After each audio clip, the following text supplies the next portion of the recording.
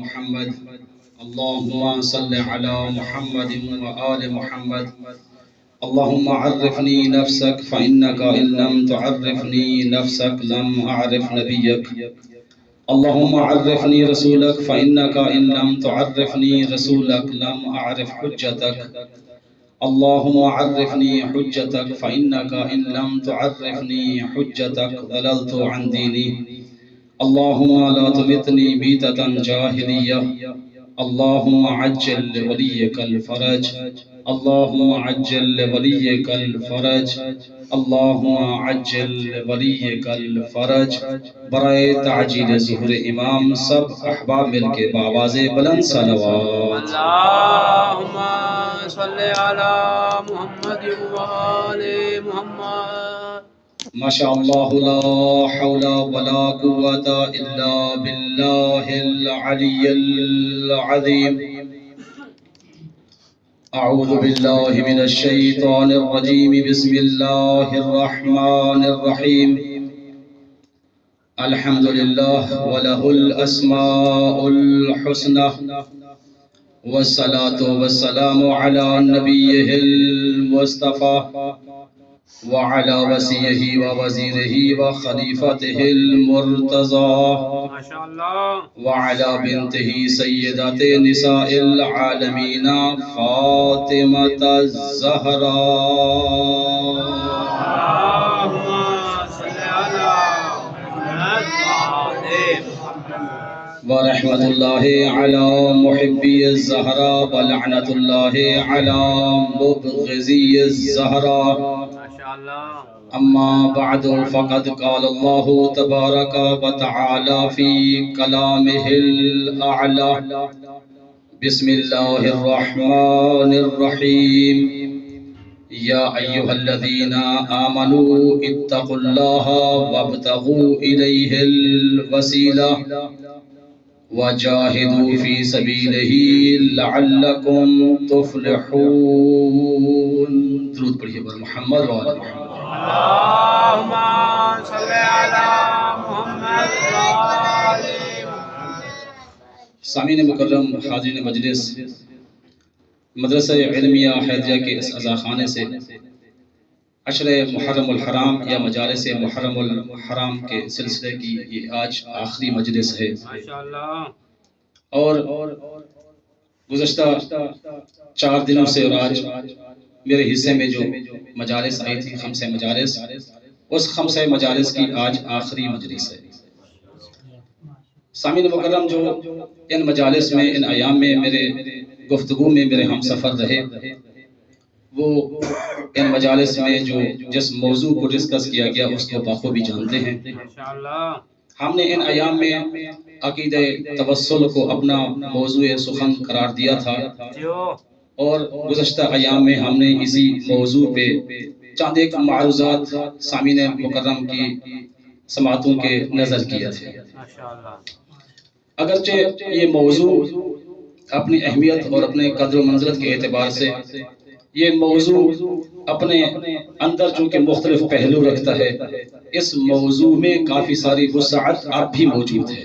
واہ واہ اور اتنی وسعت موجود ہے کہ شاید ایک عشرہ بھی اس موضوع پہ گفتگو کرنے کے لیے ہو تو شاید عشرہ کم پڑ جائے گا یہ موضوع عقیدہ توسل پہ گفتگو کرنا اس کے لیے اس سے بھی زیادہ ایام کی ضرورت ہے واہ واہ لیکن چونکہ آج آخری دن ہے تو لہٰذا میں پورے جتنے اس کے پہلو ہیں ہر پہلو کو ذکر نہیں کر سکتا میں اشارہ کر کے عرض کر دوں عقیدہ توسل کے جو پہلو اس عزاخانے سے ذکر ہو چکے ہیں ان کے علاوہ جو اور مزید پہلو رہتے ہیں ان میں سے ایک پہلو یہ ہے عقیدہ توسل کا حقیقی مفہوم کیا ہے واہ واہ سبحان اللہ اور ایک پہلو یہ بھی ہے کہ اگر قرآن مجید نے ہمیں توسل کا حکم دیا ہے اور اہل بیت اطہار نے اگر ہمیں اس توسل کا حکم دیا ہے تو اس توسل کا طریقہ کیا ہے اس توسل کا سلیقہ کیا ہے جیو جیو سبحان اللہ ظاہر ہے جن ہستیوں نے ہمیں یہ عقیدہ سکھایا ہے اس کا طریقہ بھی سکھایا ہوگا اسی طرح عقیدہ توسل کے جو منکرین ہیں اگرچہ ہم نے کل اور پرسوں 2 دن منکرین توسل کی دلیلوں پہ گفتگو کی تھی اور ان کو رد کیا تھا، ان کی گفتگو کو دیکھا جائے تو پھر آگے ان کی مزید اقسام آ جاتی ہے، چونکہ جو عقیدہ توسل کو نہیں مانتے، اور آپ یاد رکھیں جب ہم عقیدہ توسل کی بات کرتے ہیں تو اس میں مطلقاً وسیلے کی بات نہیں ہوتی۔ میں پچھلے 2-3 دن میں یہ گزارش کر چکا ہوں کہ اختلاف عقیدہ توسل میں جس نقطے پہ اختلاف ہے وہ توسل شخصی ہے۔ واہ واہ سبحان تو جو لوگ توسل شخصی کے منکر ہیں، اس کو نہیں مانتے، وہ یا تو علی نحو الاطلاق یعنی کلی طور پر بالکل ہی توسل شخصی کی نفی کرتے ہیں اور اسے شرک کہتے ہیں۔ جیو جیو اگر ان میں سے کچھ لوگ توسل شخصی کے قائل ہوں بھی تو پھر وہ بھی مشروط حد تک توسل شخصی کے قائل ہیں۔ ان میں سے جو توسل شخصی کے قائل ہیں وہ اس صورت میں توسل شخصی کے قائل ہیں کہ جس ہستی کو آپ وسیلہ بنا رہے ہیں وہ کہتے ہیں اگر وہ ہستی باحیات ہے، زندہ ہے، تو آپ اسے وسیلہ بنا سکتے ہیں، لیکن اگر وہ ہستی اس دنیا سے چلی گئی پھر آپ اسے وسیلہ نہیں بنا سکتے۔ واہ واہ سبحان اللہ اگرچہ یہ ان کی تقسیم ہے، ان کا اپنا عقیدہ ہے، اور اسی طرح ایک اور پہلو ہے کہ قرآن مجید کی نظر میں عقیدہ توسل کے اس بات پہ کون سی آیات ہیں، اس کو بھی ذکر کرنے کی ضرورت ہے، اور اس طرح کے اشکال کے کہاں لکھا ہے یہ آپ جو تقسیم کر رہے ہیں، یہ تفسیر بیان کر رہے ہیں، اگر ہستی زندہ ہو تو وسیلہ بن سکتی ہے، اگر وہ ہستی زندہ نہ ہو تو وسیلہ نہیں بن سکتی۔ اس پہ بھی گفتگو کرنے کی اشد ضرورت ہے۔ ماشاءاللہ۔ اور میں نے کہا کہ اس عقیدہ توسل اس موضوع میں کافی ساری وسعت پائی جاتی ہے، اور ہمیں جو فرصت نصیب ہوئی ہے 4 سے 5 دن، اگرچہ ہم اس موضوع کے ہر پہلو کو ذکر نہیں کر سکے، صلوات پڑھیں محمد وعلی محمد۔ اللہم صلی علی محمد وعلی محمد۔ نعرہ تکبیر، نعرہ رسالہ، نعرہ حیدری، بر عظمت آل محمد بلند تر صلوات۔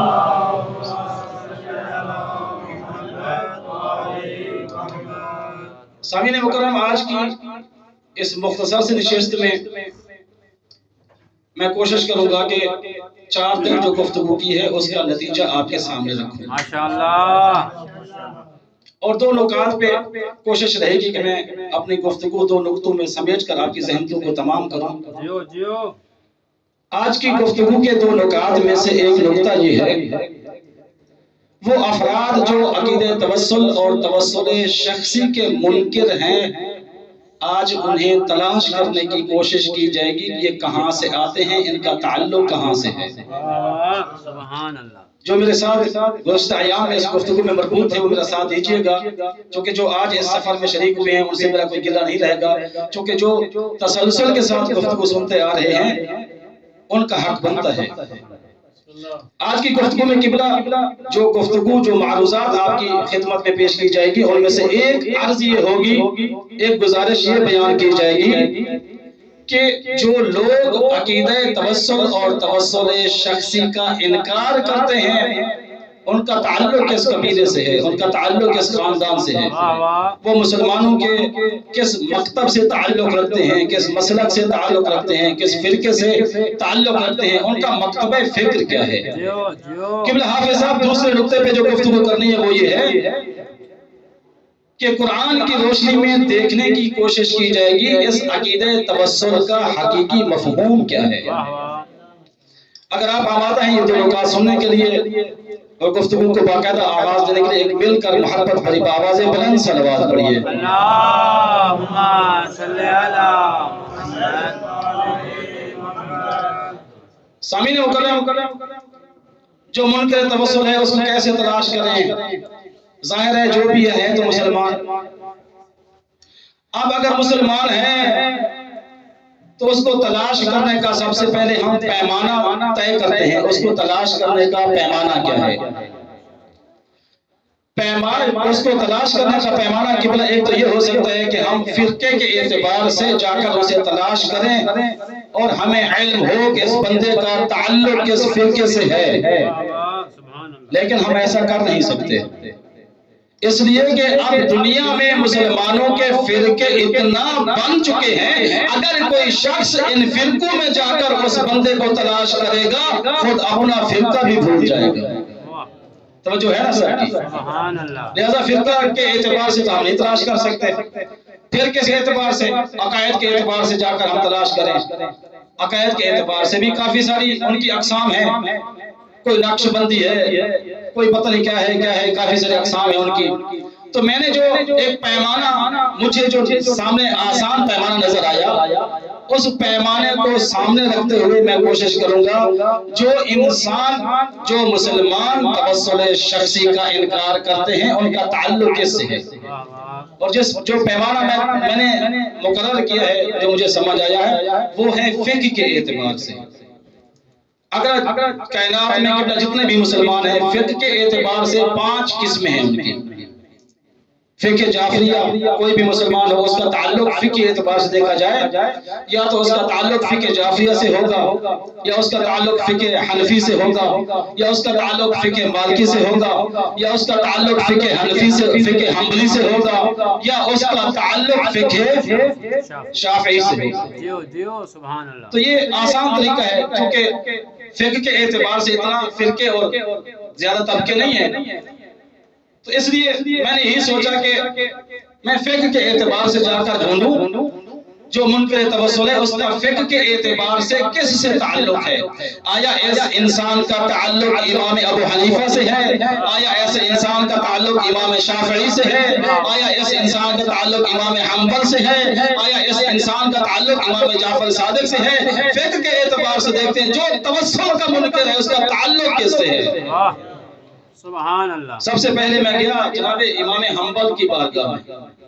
ظاہر ہے اگر ہم نے فقہ کے اعتبار سے ایسے افراد کو تلاش کرنا ہے تو پھر دیکھنا پڑے گا ہر فقہ کے امام کا اپنا عقیدہ کیا ہے۔ واہ واہ، سبحان اللہ۔ ظاہر ہے جو امام کا عقیدہ ہوتا ہے پیروکاروں کا بھی وہی عقیدہ ہوتا ہے۔ سبحان اللہ۔ اب جو عقیدہ اس مسئلے میں امام حنبل کا ہوگا وہی ان کے پیروکاروں کا ہوگا، اس مسئلے میں جو امام ابو حنیفہ کا عقیدہ ہوگا اس کے پیروکاروں کا بھی وہی عقیدہ ہوگا۔ تو میں نے دیکھا کہ پہلے ان ائمہ کے عقیدے کو جا کر دیکھوں توسل شخصی کے بارے میں ان کا کیا عقیدہ ہے۔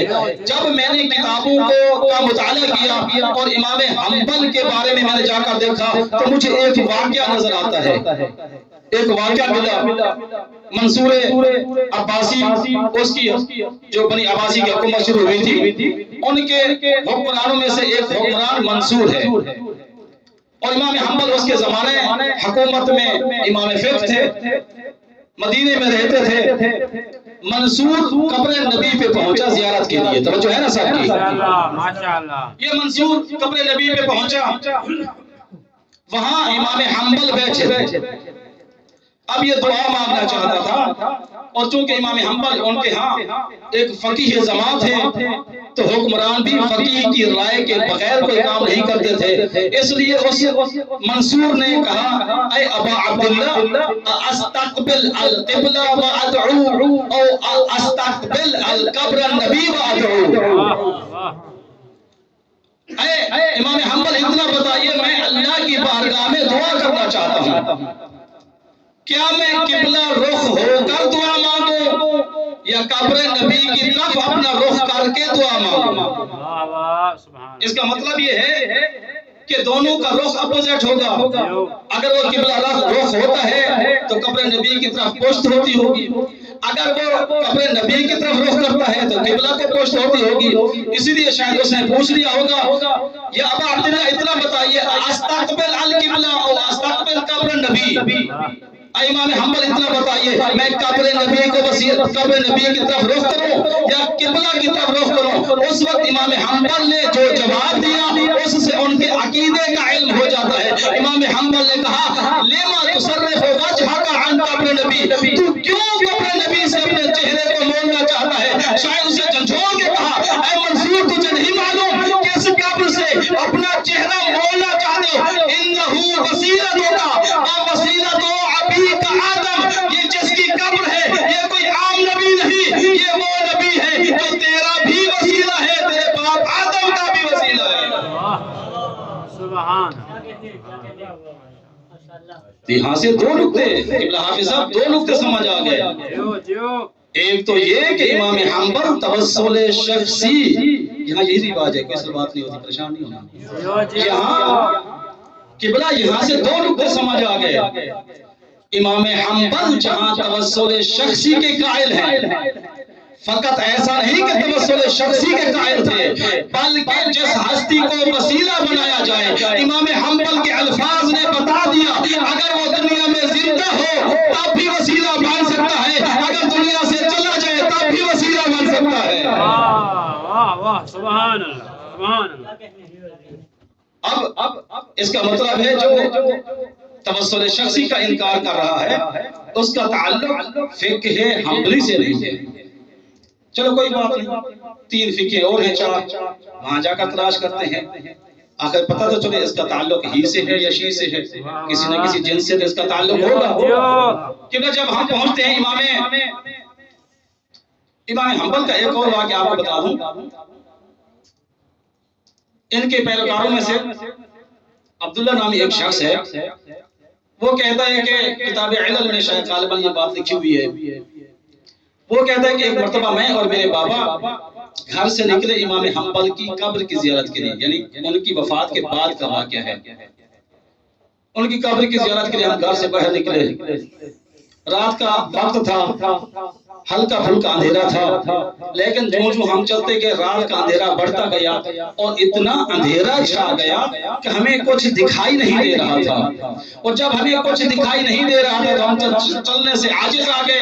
تب میرے بابا نے کہا بیٹا پریشان نہ ہو، جس عبد صالح کی زیارت پہ ہم جا رہے ہیں اسی کو وسیلہ بناتے ہیں بارگاہ الہی کی راہ میں، انشاءاللہ پروردگار عالم اس کے وسیلے سے اس اندھیرے کو روشنی میں تبدیل کر دے گا. وہ کہتا ہے میں نے اپنے بابا سے پوچھا یہ کیسے؟ تو میرے بابا نے کہا تجھے نہیں معلوم، 30 سال ہو گئے ہیں میں نے اپنی زندگی میں جب بھی اس احمد ابن حنبل کا وسیلہ دیا ہے میری کوئی حاجت ایسی نہیں اس کا وسیلہ دیا ہو میری حاجت روائی نہ ہوئی ہو.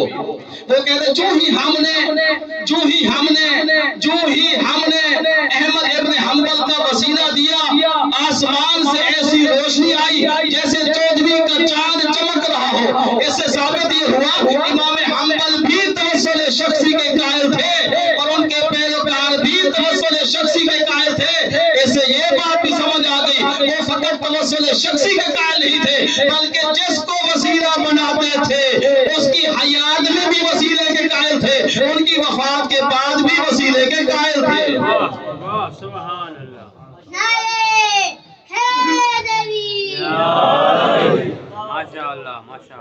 اور دامن وقت میں اتنا گنجائش نہیں ہے، میں آپ کو زیادہ تھکانا نہیں چاہتا. اسی طرح ہر امام کے فقہ کے اعتبار سے امام کے واقعات کو بتاتا رہوں تو آدھے گھنٹے سے زیادہ وقت یہاں لگ جائے گا. سامعین مکرم، اگر میرے اوپر بھروسہ ہے تو اتنا اعتماد کیجئے کہ جتنی فقہ ہیں کسی میں کوئی ایسا امام فقہ نہیں ملا جو توسل شخصی کا منکر ہو. دلیل کے طور پر امام شافعی کا عقیدہ آپ کے سامنے رکھنے لگا ہوں. قبلہ حافظ صاحب امام شافعی کی بارگاہ میں پہنچتے ہیں، ہم کہتے ہیں کہ امام شافعی ایک شخص ہے جو توسل شخصی کا انکار کر رہا ہے اور ہمیں یہ شک ہے کہ وہ آپ کے پیروکاروں میں سے ہے.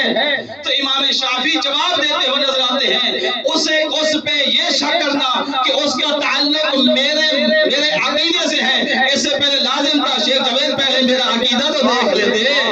سبحان اللہ سبحان اللہ. ارے اسے مجھ سے منسوب کرے منکر توسل کو، منکر توسل شخصی کو مشکوک سمجھتے ہو اور یہ سمجھتے ہو اس کا تعلق مجھ سے ہے، اس سے پہلے یہ دیکھ لیتے یہ بندہ نواز یہ شافعی ہے اس کا عقیدہ کیا ہے. میں نے کہا ہے امام شافعی کیا عقیدہ ہے آپ کا؟ تو یہ آواز امام شافعی کی تاریخ کے توسط سے آج بھی ہمارے کانوں تک پہنچتی ہے ایک قصیدے کی شکل میں جو امام شافعی نے کہا تھا. ایک مصرع پڑھوں گا ان کا عقیدہ واضح ہو جائے گا. کیا کہا؟ وہ کہتے عالم نبی ذریعتی وہم الیہ وسیلتی، اہل بیت محمد میرا ذریعہ ہے، خدا تک پہنچنے کا بہترین وسیلہ ہے. نعرہ حیدری. عظمت آل محمد بلندتر صلوات نعرے تکبیر اللہ اکبر نعرے تکبیر اللہ اکبر زور سے بولیں نعرے تکبیر اللہ اکبر نعرے تکبیر اللہ اکبر نعرے رسالت یا رسول اللہ نعرے رسالت یا رسول اللہ نعرے حیدری یا علی آواز بلندتر صلوات اللہم صلی علی محمد وآلہ اگر ایک بچہ خطیب بن گیا تو بات سامین دی خیر نہیں ہے واہ واہ بابا کافی ہے بول رہے ہیں ایک صلوات پڑھیے بار محمد وآلہ اللہم صلی علی محمد وآلہ محمد امام مالک کا عقیدہ کا جاننا ہے تو ان کا کیا عقیدہ تھا ان کی فقہ کی کتاب میں ایک مسئلہ ملتا ہے ایک شخص نے امام مالک سے پوچھا کہ ہم مسجد نبوی میں بیٹھے ہوتے ہیں تو ایک شخص آتا ہے روزانہ ہم اس کو دیکھتے ہیں کہ جب مسجد نبوی میں داخل ہوتا ہے تو سب سے پہلے منبر رسول کے قریب جاتا ہے منبر رسول کو مس کرتا ہے اسے چومتا ہے اسے بوسہ دیتا ہے اس سے خود کو متبرک کرتا ہے واہ واہ پھر اس کے بعد وہ قبر نبی پہ آتا ہے اور ایسا ہی قبر نبی کے ساتھ کرتا ہے سب سے پہلے قبر نبی کو چومتا ہے اسے مس کرتا ہے اسے بوسہ دیتا ہے خود کو متبرک سمجھتا ہے اور وہ یہ کہتا ہے کہ میں یہ فعل اس عنوان سے اس عقیدے سے انجام دیتا ہوں کہ میں اس کو اللہ کی طرف بطور وسیلہ سمجھتا ہوں اور امام مالک سے پوچھا کہ اے امام مالک اتنا بتائیے کیا اس کا ایسا کرنا جائز ہے اب اسی جواب سے امام مالک کا عقیدے کی بھی ترجمانی ہو جاتی ہے اگر امام مالک عقیدے توسل شخصی کے قائل نہ ہوتے تو جواب اور ہوتا اگر توسل شخصی کے قائل ہیں تو جواب اور ہے جواب سے معلوم ہو جائے گا کہ اس کا عقیدے توسل کے بارے میں کیا نظریہ تھا امام مالک سے پوچھا گیا منبر رسول سے متوسل ہوتا ہے منبر رسول سے متبرک ہوتا ہے قبر رسول سے بھی متبرک ہوتا ہے اس کا یہ فعل کیسا ہے امام مالک نے کہا لا باسا بھی ایسا کرنے میں کوئی حرج نہیں ہے سبحان اللہ میں کہتا ہوں اے امام مالک آپ کو ساتھ یہ بھی تو بتانا چاہیے تھا یہ بھی تو ساتھ بتانا چاہیے تھا نا ایسے کرنے میں کوئی حرج نہیں اگر کوئی منبر رسول سے خود کو متبرک کرے ایسا عمل کرنے میں کوئی حرج نہیں اے امام مالک کاش یہ بھی بتا دیتے اگر منبر رسول کو وسیلہ بنایا جا سکتا ہے پھر نفس رسول علی کو وسیلہ کیوں نہیں بنایا جا سکتا نعرہ حیدری سبحان اللہ جیو دوسرا نقطہ قبلہ جیو جیو کہ اس عقیدہ توسل کا صحیح مفہوم کیا ہے ماشاءاللہ اب میرے سامنے متعدد علماء تشریف فرما ہے ان کے سامنے ایسی گفتگو کرنا میرے لیے جسارت سے خالی نہیں ہے ماشاءاللہ ماشاءاللہ لیکن کیونکہ آپ لوگ نے کل کی بات کی آپ لوگ نے حسن ظن کر کے مجھے اپنے سامنے بٹھا دیا ہے تو آپ برداشت کریں ماشاءاللہ جیو جیو سامعین مکرم جس آیات کریمہ سے اپنے اس موضوع کا ایک آغاز کیا تھا وہ کیا تھا بسم اللہ الرحمن الرحیم یا ایھا الذین آمنوا اتقوا اللہ وابتغوا الیہ الوسیلہ واہ واہ جیو یہ آیت ہے اسی آیت کریمہ میں غور کریں تو ہمیں جہاں یہ قرآن مجید توسل کا حکم دے رہا ہے وہاں یہ اپنے مفہوم اور اپنی گہرائی کے ساتھ توسل کا مفہوم بھی سمجھا رہا ہے سبحان اللہ اور یاد رکھیے گا کہ اس آیت کریمہ میں جس توسل کا حکم دیا جا رہا ہے وابتغوا الیہ الوسیلہ کہ اللہ کی طرف وسیلہ تلاش کرو یہ جو حکم دیا جا رہا ہے اس سے مراد توسل بالدعا نہیں ہے اس سے مراد توسل بالعمل بھی نہیں ہے بلکہ اس سے مراد توسل شخصی ہے اور یہ میں پہلی اور دوسری مجلس میں تفصیل کے ساتھ دلیل کے ساتھ اس بات کو بیان کیا تھا اور اس کا اشارہ یہ ہے کہ اس میں حکم ہو رہا ہے کہ وسیلہ تلاش کرو کائنات میں کون سا ایسا انسان ہے جس نے دعا کرنی ہو وہ پہلے چاہے دعا کو تلاش کرے یا عمل انجام دینا ہو تو پہلے وہ عمل کو تلاش کرے تلاش دعا کو نہیں کیا جاتا تلاش عمل کو نہیں کیا جاتا تلاش ہستی کو کیا جاتا ہے سبحان اللہ تو لہٰذا یہ آیت کریمہ توسل شخصی کا حکم دے رہی ہے. واہ واہ اور کیا مفہوم بیان کر رہی ہے؟ اس مفہوم کے دو نقطے سمجھیے گا. مفہوم کی دو نقطے سمجھیے گا. پہلا تو یہ ہے، دیکھیے ایک ہوتا ہے متوسل، ایک ہوتا ہے متوسل. جو شخص وسیلہ اختیار کرتا ہے وہ اسے متوسل کہا جاتا ہے. جس کو وسیلہ بنایا جا رہا ہے اسے کیا کہیں گے؟ متوسل. تو اس آیت کریمہ نے دلالت مطابقی کے ذریعے متوسل کی شرائط کو بیان کیا ہے اور دلالت التزامی کے ذریعے متوسل کی شرائط کو بیان کیا ہے. واہ واہ سبحان اللہ. عضوی گفتگو تھی، علمی کتابی بات تھی، علماء کے علاوہ شاید کس نے سمجھ لی ہو. جو اس لیے کہ اس میں جو ڈائریکٹ خطاب ہے، دلالت مطابقی، دلالت التزامی، یعنی ڈائریکٹ اور انڈائریکٹ، براہ راست، بالواسطہ اور بلا واسطہ. اس آیت کریمہ میں جن سے خطاب کیا گیا ہے وہ متوسل ہیں. جو یا ایھا الذین آمنوا اتقوا اللہ وابتغوا الیہ الوسیلہ. اے ایمان والو، اللہ سے ڈرو، اللہ تک پہنچنے کے لیے وسیلہ تلاش کرو. واہ واہ سبحان تو یہ جو وسیلہ ہے، اس وسیلے کا ذکر تیسری مقام پہ آیا ہے. اس سے پہلے ایمان کی بات ہے، اس سے پہلے تقویٰ کی بات ہے، اس کے بعد وسیلے کی بات ہے. تو گویا کہ اللہ نے بتا دیا اگر تم کسی کو وسیلہ بنانا چاہو تو وسیلہ بنانا ایسا نہیں ہے جب بھی نیند سے بیدار ہوا وسیلہ بنا لیا. نہیں، سب سے پہلے اپنے آپ کو ایمان سے مزین کرو، پھر تقویٰ سے مزین کرو، اس کے بعد اس قابل ہو کہ کسی ہستی کو وسیلہ بنا سکتے ہو. واہ سبحان اللہ. یہ دلالت مطابقی ہے، یعنی ڈائریکٹ اور انڈائریکٹ، یہ متوسل کی شرائط ہے. یہاں یہ دلالت، یہ آیت کریمہ اپنی دلالت التزامی کے ذریعے ہمیں یہ پیغام دے رہی ہے، جس کو وسیلہ بنا رہے ہو اس میں بھی غور کرنے کی ضرورت ہے. اگر وسیلہ اختیار کرنے والے میں تقویٰ شرط ہے، ایمان شرط ہے، پھر جس کو وسیلہ بنا رہے ہو اسے بھی نہ پھنکی ہونا چاہیے، نہ چرسی ہونا چاہیے، بلکہ اسے بھی کم از کم یا مومن ہونا چاہیے یا متقی ہونا چاہیے. یہی وجہ ہے جو ہمارے پاس وسیلے ہیں وہ عام وسیلے نہیں، ان کا بھی کم از کم یہی معیار ہے. اگر ایمان شرط ہو، ہمارے پاس وسیلہ امیر المومنین موجود ہے. اگر تقویٰ شرط ہو تو ہمارے پاس وسیلہ امام المتقین موجود ہے.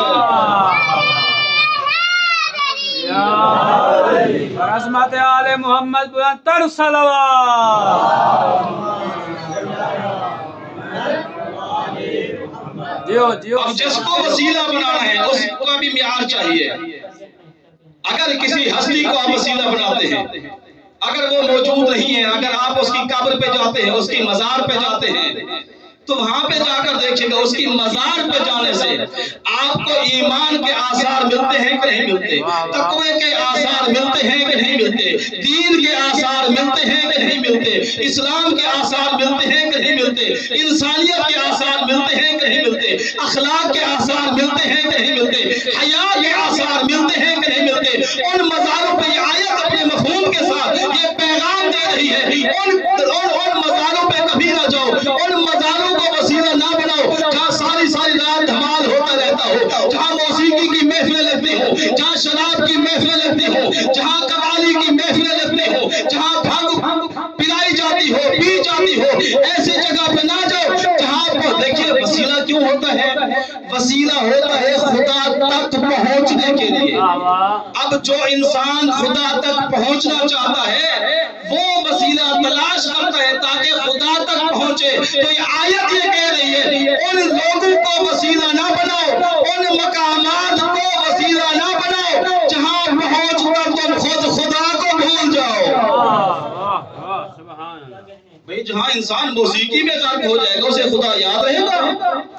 جہاں انسان ان چکروں میں، دھمالوں میں، قوالیوں میں، ان چکروں میں اگر پڑ گیا تو اسے خدا کہاں یاد رہے گا؟ تو یہ آیت اپنے مفہوم کے ساتھ جہاں عقیدہ توسل کا حکم دے رہی ہے وہاں متوسل کی شرائط کو بھی بیان کر رہی ہے اور متوسل کی شرائط کو بھی بیان کر رہی ہے. صلوات پڑھیے پر محمد و آل محمد. اللہم صلی علی محمد. آخری نقطہ اور آپ کی زحمت تمام. ماشاءاللہ ماشاءاللہ. سامعین مکرم، اسی آیت نے ایک اور پیغام بھی ہمیں دیا. بسم اللہ الرحمن الرحیم. یا ایھا الذین آمنوا اتقوا اللہ وابتغوا الیہ الوسیلہ. ایک ہے وسیلہ، ایک ہے الیہ، اللہ اللہ کی طرف وسیلہ. اس کا مطلب ہے وسیلہ اور چیز ہے، اللہ اور چیز ہے. وسیلے کے معنی ہے ذریعہ. اور مثال دیتا ہوں، مثلا آپ میں سے کوئی کربلا جانا چاہتا ہے امام حسین کی زیارت کے لیے، تو وہ کم از کم کسی گاڑی پہ بیٹھ کے جائے گا. تو یہاں سے معلوم ہوا انسان کی منزل کربلا ہے، اس کا ذریعہ یہ گاڑی ہے. بلا تشبیہ کی بلا بات کر رہا ہوں، مثال میں مناقشہ نہ کیجیے گا. اگر کوئی انسان کربلا جانا چاہتا ہے تو گاڑی پہ جائے گا. جب گاڑی پہ جائے گا تو کیا ہوگا؟ یہ گاڑی ذریعہ ہے، کربلا منزل ہے.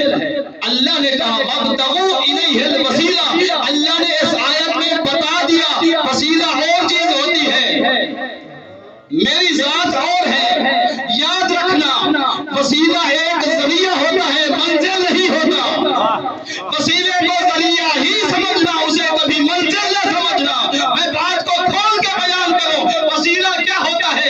اس کی تعلیم ہمیں اہل بیت محمد نے جو سکھائی ہے دعائے توسل میں موجود ہے، اور دیگر دعاؤں میں جو جملے ملتے ہیں. ہم کیسے توسل کرتے ہیں؟ اللہم انی اتوسل الیک واتوجہ الیک بنبیک نبی الرحمہ صلی اللہ علیہ وآلہ. تو ہمیں جو تعلیم دی گئی ہے وہ یہ ہے، اے پروردگار عالم میں خود کو تیری طرف متوجہ کرتا ہوں. اے پروردگار عالم میں متوجہ تیری طرف ہوں، میری حاجت تیری طرف ہے. اسألک، میں سوال تجھ سے کر رہا ہوں، لیکن بے نبی کا نبی الرحمہ، بے فاطمہ الزہرا، بے علی المرتضی، یہ ساری معصوم ہستیاں دعائے توسل میں پوری ترتیب ہے. تو یہاں یہ تعلیم ہمیں دی گئی، خبردار وسیلے کو چھوڑنا نہیں ہے. اور یہ بھی یاد رکھنا وسیلہ ذریعہ ہوتا ہے، منزل نہیں ہوتی. جب بھی حاجت ہو، اگر تم علی کے دروازے پہ پہنچو، اگر تم عسکر کے پنگوڑے پہ کھڑے ہو جاؤ یا امام حسین کی شبیہ کے پاس کھڑے ہو جاؤ، پھر جب دعا مانگو تو توسل کا مفہوم یہ کہتا ہے، وہاں یہ کہنا اے پروردگار عالم حسین کے صدقے میں میری حاجت پوری کر. کبھی یہ نہ کہنا اے مولا مجھے رزق دے دو، اے مولا مجھے بیٹا دے دو، اے مولا مجھے اولاد دے دو. یہ ذریعہ ہے، منزل نہیں ہے. سبحان اللہ سبحان اللہ. یہ مفہوم قرآن ہے کہ جیو جیو. یہ ذریعہ ہے، منزل نہیں ہے. اور جو ان کو منزل بناتے ہیں، ذریعہ نہیں منزل بناتے ہیں. چلو یہ ہم طرح دیتا ہوں اسلامی بات ہے. سلوات پڑھیں محمد و آل محمد. اللہم صلی علی محمد. ماشاءاللہ ماشاءاللہ. اللہ اکبر. نعرہ رسالت یا رسول اللہ. نعرہ حیدری یا علی. آواز بلند صلوات. اللہم صلی علی محمد. وابتغوا الیہ الوسیلہ. پروردگار عالم تک پہنچنے کے لیے، اس کا قرب حاصل کرنے کے لیے وسیلہ تلاش کرو. اور ہمارے پاس وسائل کی کوئی کمی تو نہیں ہے. ہم محبان اہل آل محمد کے پاس ایسے ایسے وسیلے موجود ہیں کہ اگر کسی انسان کو اولاد ضرورت ہو تو علی اصغر جیسا وسیلہ موجود ہے. اگر کسی جوان کو کوئی پریشانی لاحق ہوتی ہے تو علی اکبر جیسا وسیلہ موجود ہے. اور اگر کسی اور انسان کو کسی بھی قسم کی کوئی مریض ہے تو امام سجاد علیہ السلام کو وسیلہ بناتا ہے، یا جناب سکینہ کو وسیلہ بناتے ہیں. اور آج ایک جس وسیلے کا تذکرہ کرنا ہے، یہ وہ وسیلہ ہے کہ جب اکبر کو کوئی وسیلہ بناتا ہے تو کہتا ہے اے پروردگار عالم اکبر کی جوانی کا صدقہ میری یہ مشکل حل کر. جناب علی اصغر کا واسطہ دیتے ہیں تو یہی کہتے ہیں علی اصغر کے صدقے میں مجھے اولاد دے. لیکن ایک ایسا وسیلہ جب کوئی حاجت مند اس شخصیت کو اس ہستی کو وسیلہ بناتا ہے تو کتنے عجیب لفظ استعمال کرتا ہے, کتنے خمزدہ لفظ استعمال کرتا ہے. اس عقیدے میں جو لفظ استعمال کرتا ہے وہ لفظ ہی اس ہستی کی مظلومیت کو واضح کرتے ہیں. کیا کہتا ہے اے پروردگار عالم, عباس کے کٹے ہوئے بازو کا واسطہ میری مشکل کو حل فرما. اجرکم علی اللہ. عباس کے کٹے ہوئے بازو کا واسطہ یا علامہ عباس کا واسطہ دیتے ہیں یا مولا عباس کے کٹے ہوئے بازو کا واسطہ دیتے ہیں.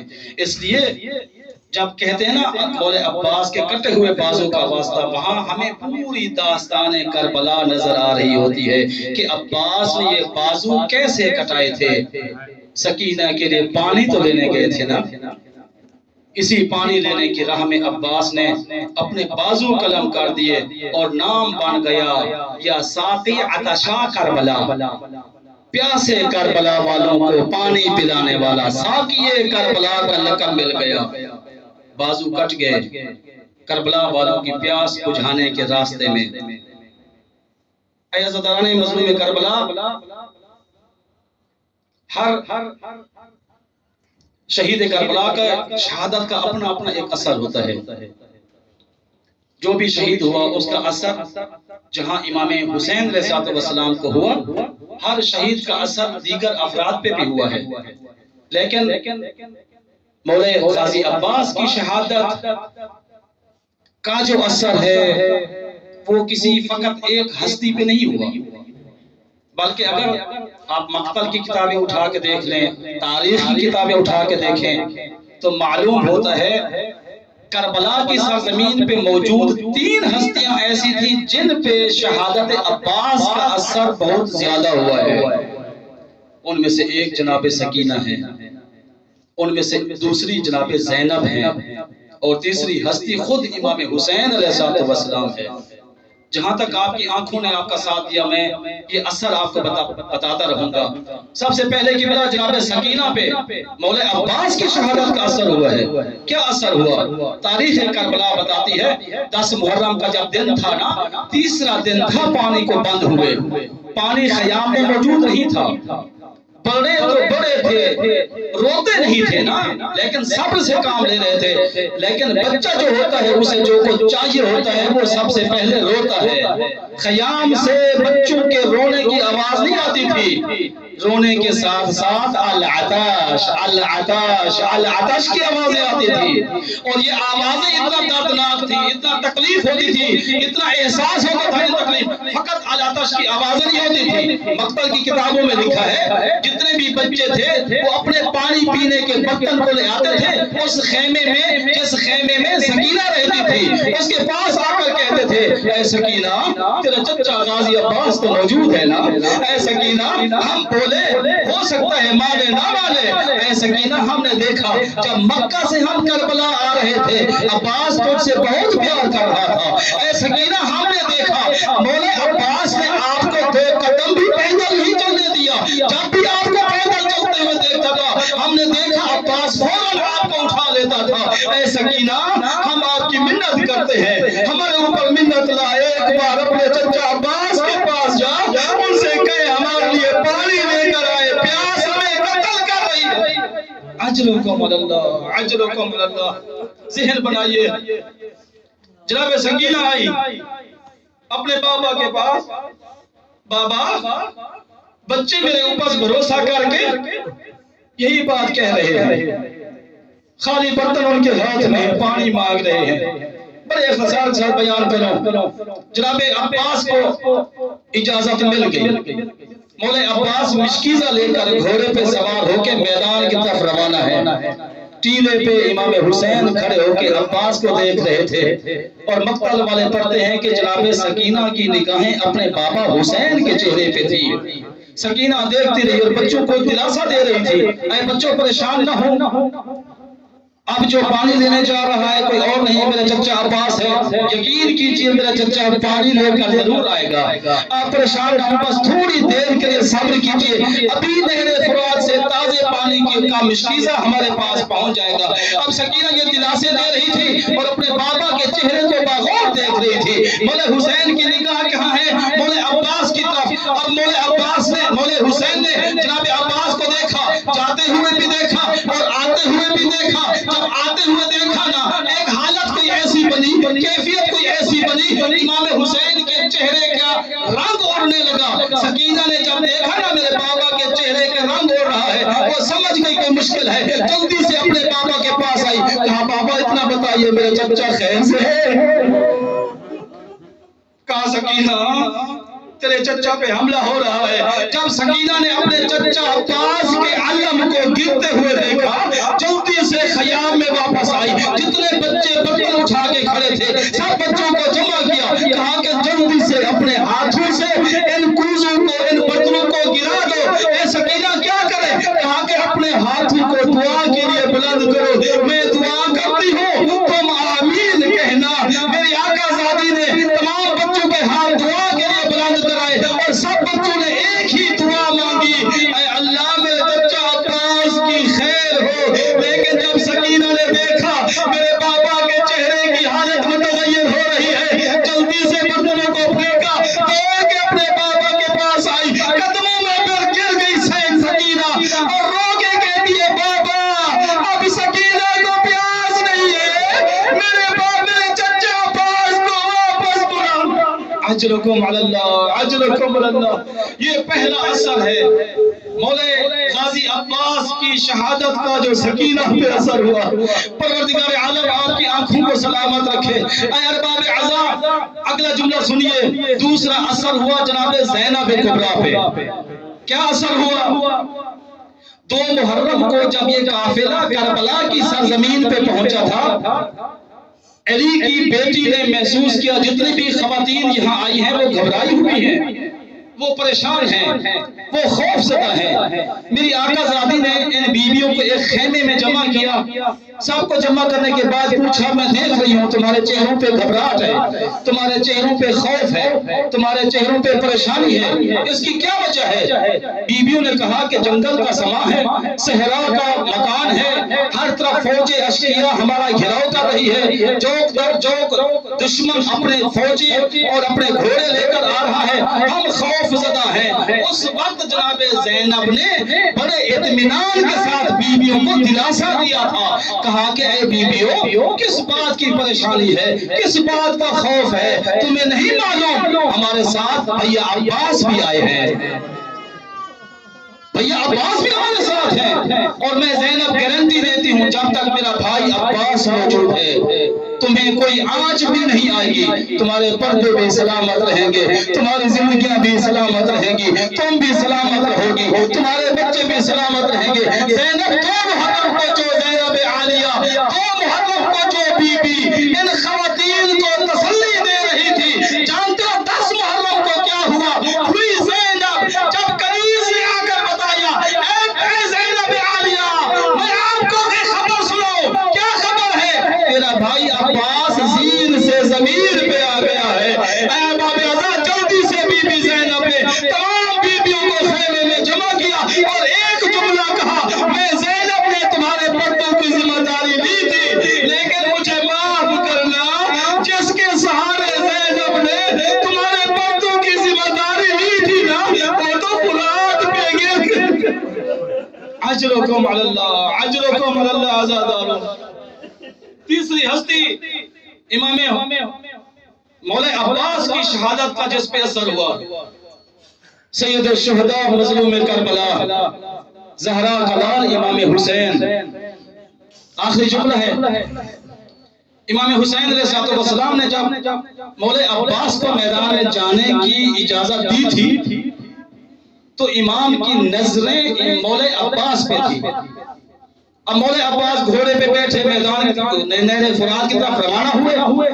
اب امام حسین ایک ٹیلے پہ کھڑے ہو کے یا گھوڑے پہ بیٹھ کے یہ منظر دیکھ رہے تھے کہ عباس نے مشکیزہ لیا، گھوڑے پہ بیٹھا، چلا میدان کی طرف جا رہا ہے۔ اب مولا عباس دشمن کی فوج کو ہٹاتے ہٹاتے فرات میں پہنچے۔ امام حسین یہ منظر دیکھ رہے تھے۔ اس کے بعد جب مولا عباس نے مشکیزہ اٹھا لیا تو پھر نہر فرات سے باہر نکلے، واپس آ رہے تھے، تب بھی یہ منظر امام حسین یقیناً دیکھ رہے تھے۔ لیکن وہاں کیا کیفیت تھی؟ مولا عباس جب گئے تھے کوئی ذمہ داری نہیں تھی، کوئی مشکیزہ بھرا ہوا نہیں تھا، مشکیزہ بھی خالی تھا، راستہ بھی خالی تھا۔ تھوڑی سی کوشش کی، دشمن کو ہٹایا، دریائے فرات میں چلے گئے، مشکیزہ بھرا۔ اب جو واپس آ رہا ہے نا عباس اب ہلکان کے ساتھ نہیں، بوجھا دل کے ساتھ آ رہا تھا، بڑی ذمہ داری کو لے کے آ رہا تھا۔ عباس کا پورا دھیان دشمن پہ نہیں تھا، مولا عباس کا دھیان تھا کہ یہ مشکیزہ سکینہ تک پہنچ جائے، یہ پانی حسین کے بچوں تک پہنچ جائے، یہ حسین قیام تک پہنچ جائے، العطش العطش کہنے والے بچوں کی آوازیں کم ہو جائے۔ مولا عباس مشکیزے پہ توجہ دے کے آ رہے تھے، آگے دشمن نے گھیرا کر لیا۔ عمر سعد نے کہا اگر عباس ایک قطرہ بھی پانی کو خیال میں لے گیا پھر ہم تو جنگ ہار گئے، اسے گھیر لو۔ فوجوں نے گھیر لیا، اب کسی کے ہاتھ میں نیزہ ہے، کسی کے ہاتھ میں تلوار ہے، کسی کے ہاتھ میں گرز ہے، کسی کے ہاتھ میں تیر ہے، ہر طرف سے عباس پہ حملہ ہو رہا ہے۔ اب عباس خود کو بھی بچا رہا تھا، مشکیزے کو بھی بچا، شاید یہی کوشش تھی عباس بچے نہ بچے، یہ پانی بچ جائے۔ اس لیے مولا عباس کا ایک بازو جب قلم ہو گیا نا، مولا عباس نے مشکیزے کو زمین پہ نہیں پھینکا، دوسرے بازو میں لے لیا تھا اور مشکیزے کی حمایت کرنے لگے۔ ایک دوسرے کمینے نے دوسرا بازو قلم کر دیا۔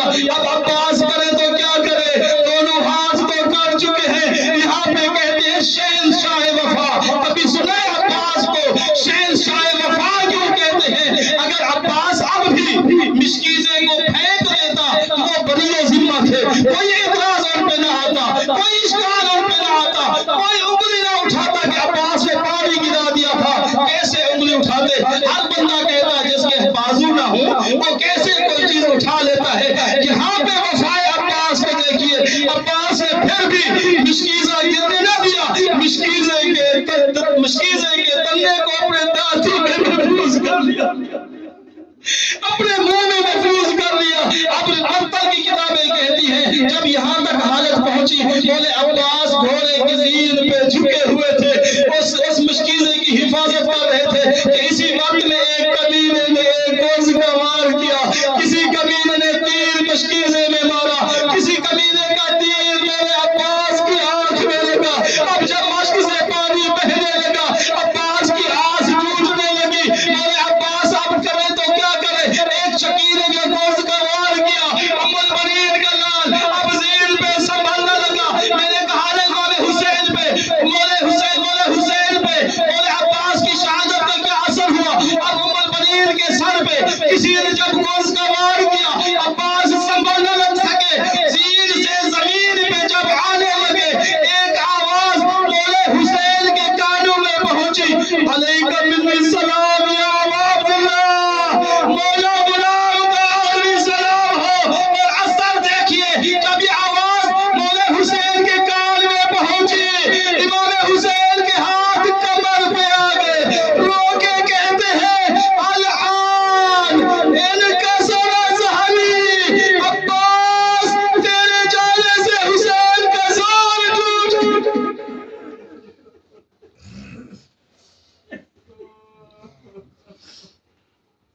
لعنت اللہ علی القوم الظالمین، وسيعلم الذين ظلموا